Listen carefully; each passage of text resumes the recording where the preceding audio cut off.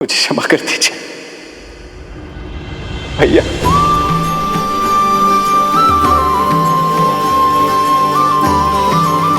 क्षमा कर दीजिए भैया। लक्ष्मण उठो।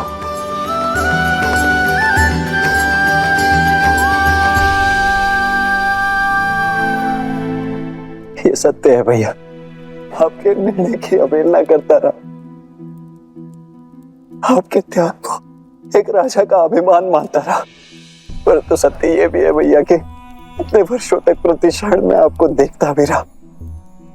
इतने वर्ष अंकल में एक प्रतासी की भांति रहकर अभिमान से दूर होकर भी आपने उन्हें स्वयं से दूर होने नहीं दिया भैया। आपका त्याग आपके प्रेम का साक्षी है भैया। राजा का कर्तव्य निभाने के लिए आपने स्वयं को इतना बड़ा दंड दे दिया। प्रजा के कल के सुख के लिए आपने अपने आज के सुख की आहुति दे दी भैया। मुझसे बहुत बड़ी भूल हो गई है भैया, बहुत बड़ी भूल हो गई है, मुझे क्षमा कर दीजिए। नहीं लक्ष्मण,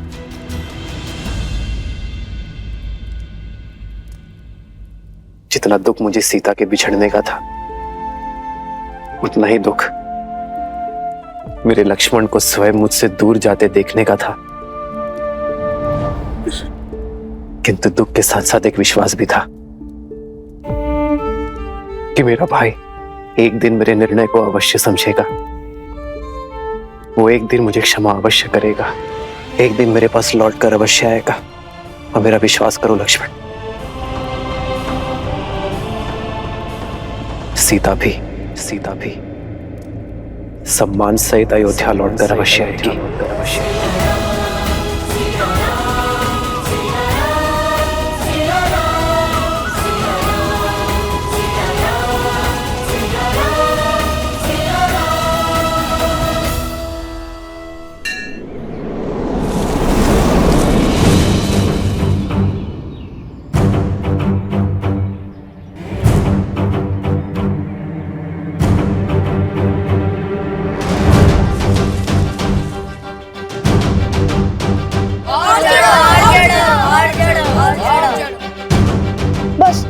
अब और नहीं चिढ़ पाऊंगा शांडिल्य। पिताश्री ने यज्ञ के लिए श्रीफल मंगवाए हैं।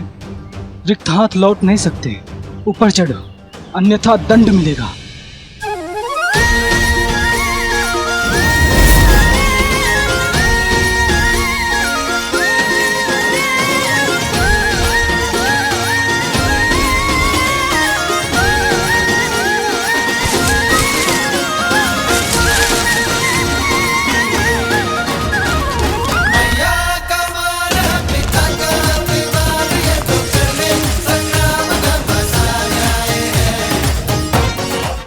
कुमुदनी, कहाँ चले गए ये दोनों?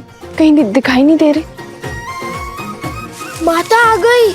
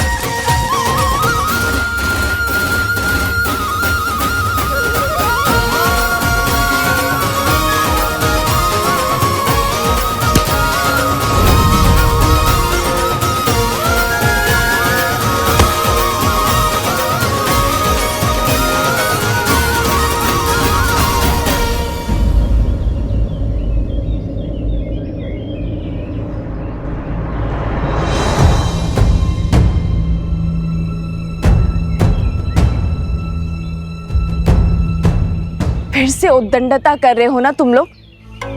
नहीं मानोगे ना तुम दोनों? आज तो तुम्हें दंड देकर ही रहूंगी। कुश, नीचे आओ। नहीं, मैं नहीं आऊंगा। अब दंड दोगी। ऊपर रहकर क्या दंड से बच जाओगे? मैं भी देखती हूँ कि कैसे नहीं उतरते।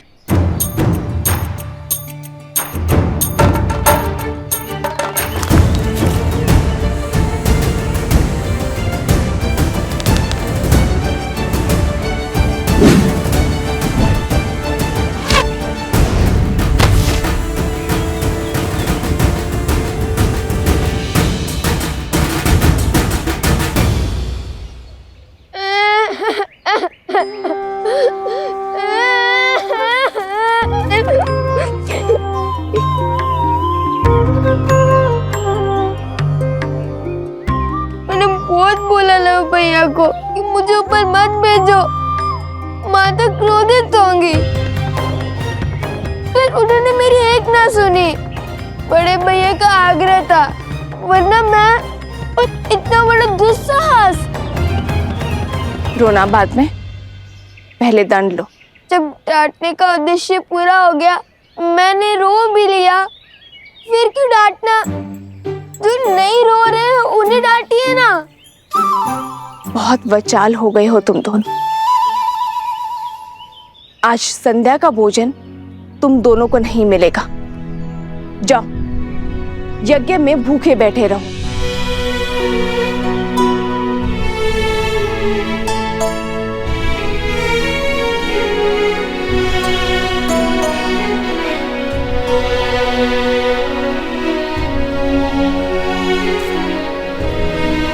वन देवी, लवकुश आपके सामने यूं ही ब्रज पर चढ़ गए, आपको भय नहीं लगा? यदि उन्हें कुछ हो जाता तो? माता की सबसे बड़ी पूंजी होती है संतान, और जब माता को अपनी संतान की योग्यता पर संदेह लगने लगे तो समझ जाओ कि उसे संदेह अपनी दी गई शिक्षा और संस्कार पर है। ओम भूर्भुवस्सुः ओम भूर्भुवस्सुः तत्सवितुर्वरेण्यं तत्सवितुर्वरेण्यं भर्गो देवस्य धीमहि भर्गो देवस्य धीमहि धियो यो नः प्रचोदयात्। धियो यो नः प्रचोदयात्।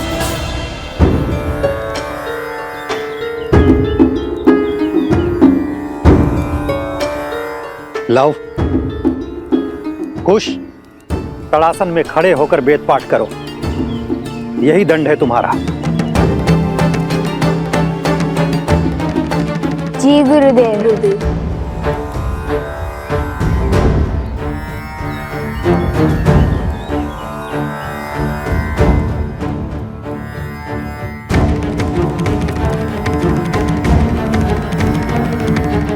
देख रहे हैं लव भैया, कैसे माता और गुरुदेव से हमारी चुगली करके हमें दंड दिलवाकर कैसे मुस्कुरा रहा है ये शांडिल्य।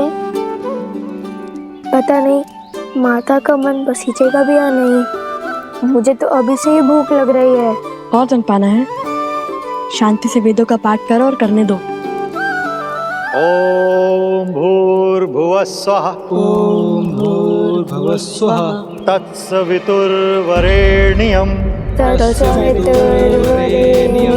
भर्गो देवस्य धीमहि भर्गो देवस्य धीमहि धियो यो नः प्रचोदयात्। धियो यो नः प्रचोदयात्। ओम भूर्भुवस्सुः तत्सवितुर्वरेण्यं भर्गो देवस्य धीमहि धियो यो नः। अरे देखो तो, कितनी चींटियां चढ़ गई हैं तुम्हारे पैर पर। जाओ, पैर धो लो और अपनी माता से कहो औषधि लगा दे।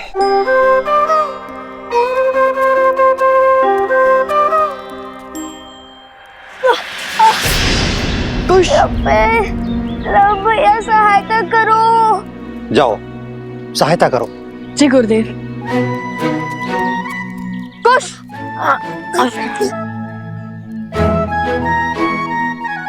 बहुत पीड़ा हो रही है गुरुवर। क्या भैया मुझे कुटिया तक छोड़ सकते हैं? जाओ।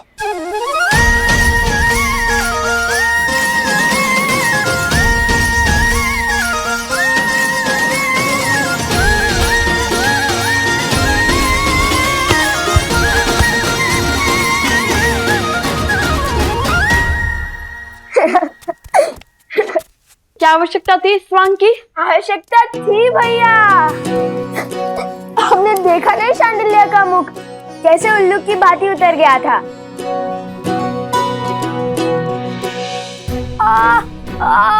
मेरा पैर। अरे अब क्या हुआ? बहुत पीड़ा हो रही है। क्या हुआ?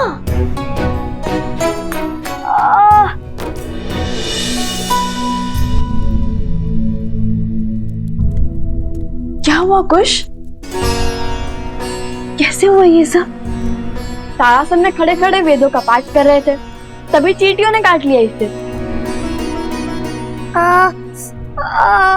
कितनी पीड़ा हो रही होगी ना। मैं औषधि बनाती हूँ जिससे तुम्हारा कष्ट छूमंतर हो जाएगा।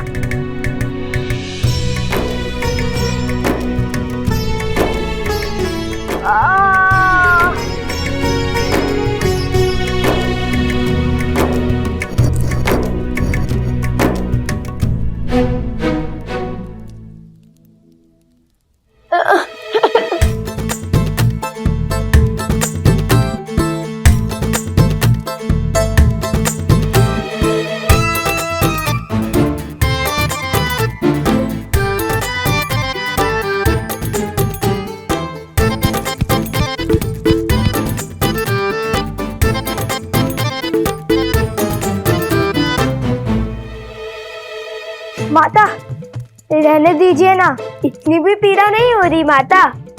तनिक सी चींटियों के काटने से वीरों को कहाँ कुछ होता है।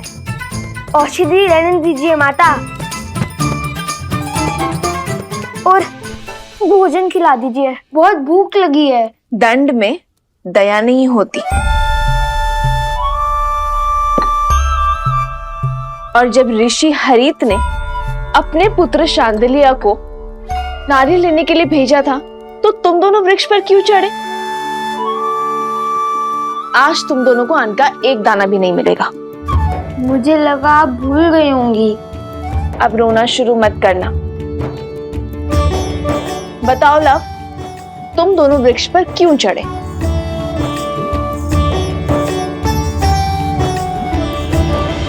हम ये जो पूंछ लगाकर घूमते रहते हैं ना, उसके कारण आश्रम के सभी बालक हमारा उपहास उड़ाते हैं, वानर वानर कहते हैं। तो तुम दोनों पूंछ लगाते ही क्यों हो? क्योंकि हम श्री राम के सबसे बड़े भक्त हैं।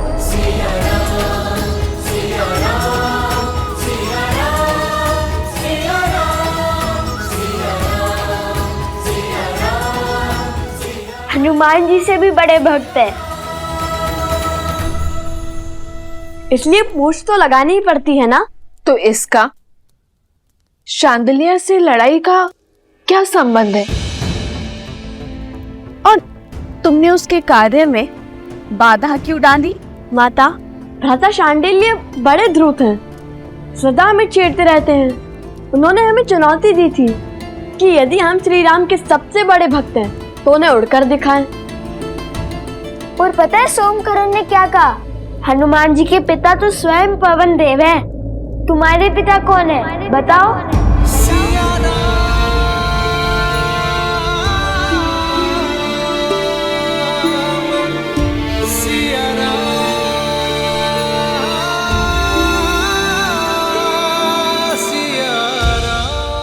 तो तुमने क्या उत्तर दिया? उत्तर तो भैया ने दिया है कि पिता ज्ञान देते हैं और माता संस्कार। हमें तो दोनों ही माता से प्राप्त हुए, तो हमारी माता ही पिता हुए। अब आप बताइए, यदि हमारी माता ही हमारे पिता है तो इसमें समस्या क्या है? हमें तो नहीं है। माता, हम उड़ तो नहीं पाए, पर वानरों के बाती वृक्ष पर चढ़कर नारियल अवश्य तोड़ लाए हम, है ना भैया? तो हुए ना हम श्री राम के सबसे बड़े भक्त।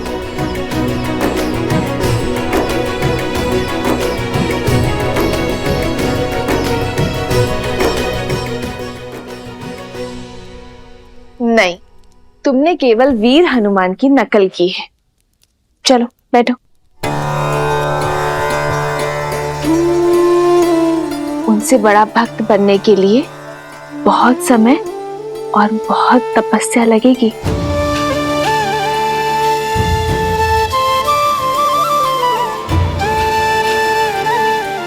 चलो भोजन करते हैं।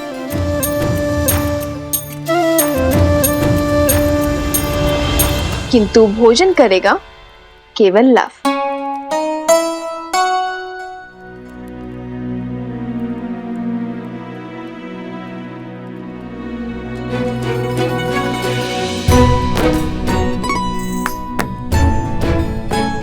किंतु तुम्हारे दंड का क्या? तुम भोजन नहीं खा सकते। मैंने तो सिर्फ मुंह ही खोला था, किंतु ग्रास तो माता ने खिलाया है।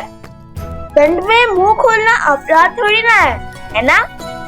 है ना? है ना? है ना? मैंने क्षमा किया तुम दोनों को।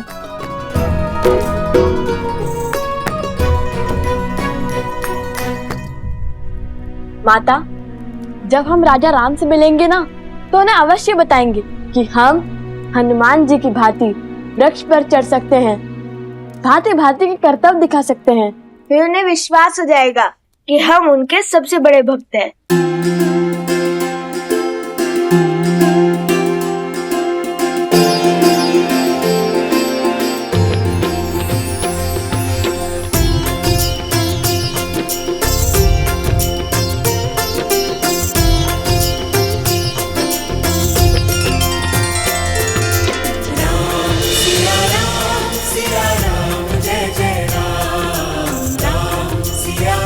बस आस है तो उस दिन की जब ये आपसे मिलेंगे अपने पिता और आराध्या से।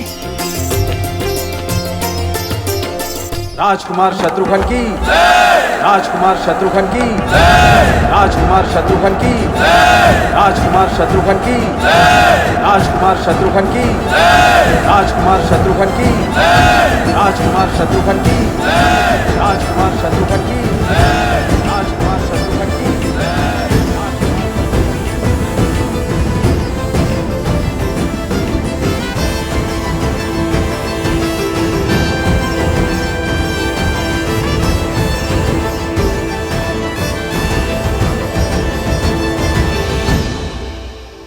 राजकुमार शत्रुघ्न नहीं, मधुपुरी का राजा शत्रुघ्न कहो।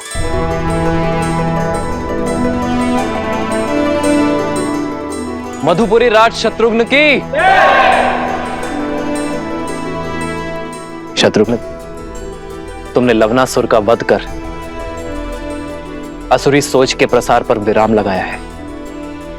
वो सोच जो ऋषियों को अपमानित कर, निर्दोषों को दंडित कर, घरों और मंदिरों को अशुद्ध कर संतुष्टि पाते हैं। बीते 12 वर्षों में आप चारों भाइयों ने समस्त आर्य भूमि में प्रशंसा और सम्मान अर्जित किया है। अब समय आ गया है कि रघुवंश का सूर्य ध्वज पूरी सृष्टि में लहराए, जिसे देख हर असुर और आसुरी सोच भयभीत हो जाए। और इस सपने को पूरा करने के लिए हमें रासु यज्ञ करवाना चाहिए भैया।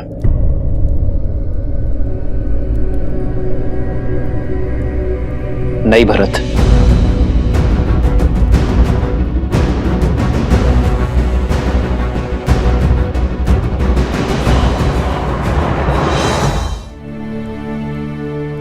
राजसूय यज्ञ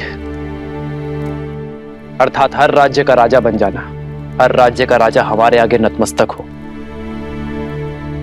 बल से हमारी सत्ता स्वीकार करे, किंतु ये मुझे स्वीकार नहीं है भरत।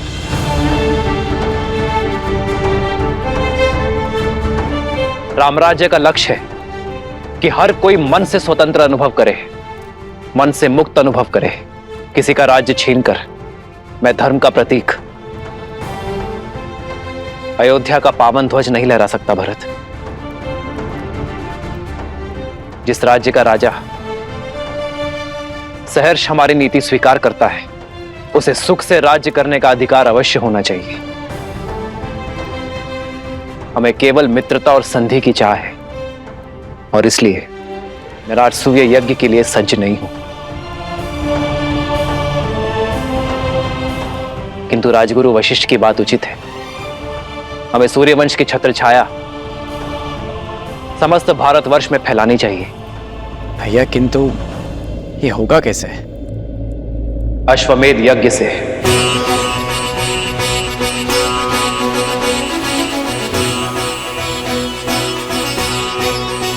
महाराज के कहने का तात्पर्य कि जो भी राज्य हमारे यज्ञ के अश्व का श्रद्धा पूर्वक स्वागत करेगा, उस राज्य में धर्म की अर्थात राम राज्य की स्थापना होगी। वो राज्य हमारा मित्र राज्य बन जाएगा। और हमारा युद्ध केवल उनसे होगा जो हमारे अश्व को रोकने का दुस्साहस करेगा। आचार्य, हमें अश्वमेध यज्ञ की तैयारी आरंभ करनी चाहिए।